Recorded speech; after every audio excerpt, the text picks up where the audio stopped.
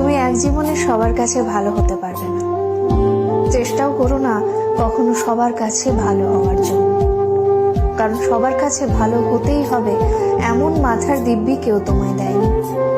আর তুমি বেঁচে আছো তোমার নিজস্বতায়।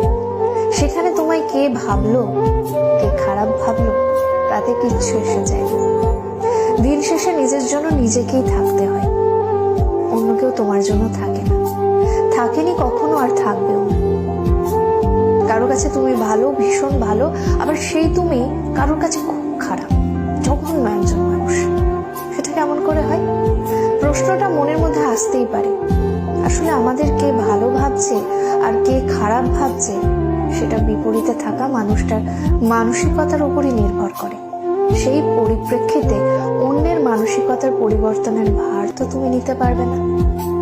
তাই তোমায় কে কি ভাবলো